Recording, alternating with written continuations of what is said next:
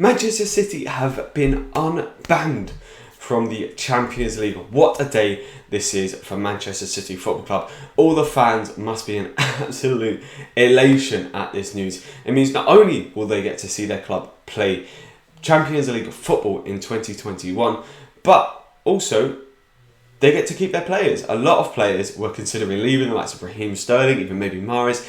Arguably the best player in the league, Kevin De Bruyne, must have been considering going if there wasn't Champions League football. But now Manchester City will keep all of their players likely, and they'll be able to play Champions League football.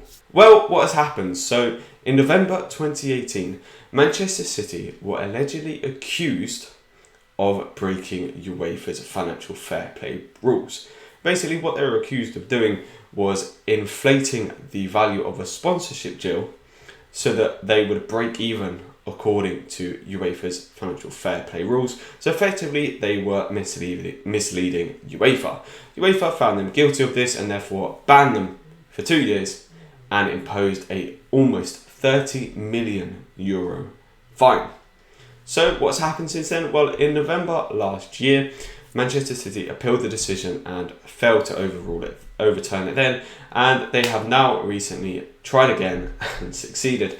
So what Manchester City claimed is that they had been hacked, and all of the evidence that was used against them in terms of them artificially inflating the price of the sponsorship was actually emails constructed by the hackers, and therefore this information shouldn't be used against Manchester City, and the hackers were there to portray them in a bad light and potentially try and get a ban like this imposed. They also said that the CFCB, the club financial control body, was not to be trusted as they were not independent, and they'd also leaked a lot of information to the press about the case, a lot of secretive Manchester City information, and so they should not be trusted. Basically what's happened is they have been cleared of the allegation of inflating the sponsorship deal, and therefore the only thing that they have been fined for was obstructing the investigation,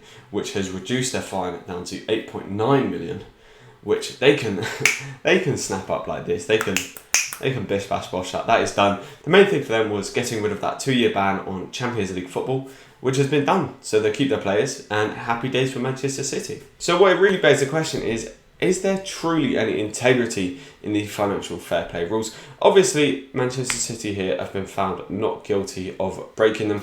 However, we've seen Manchester City come through and completely buy their way to wins in the Premier League, buy their way to the top in the Premier League, which kind of financial fair play was meant to stop.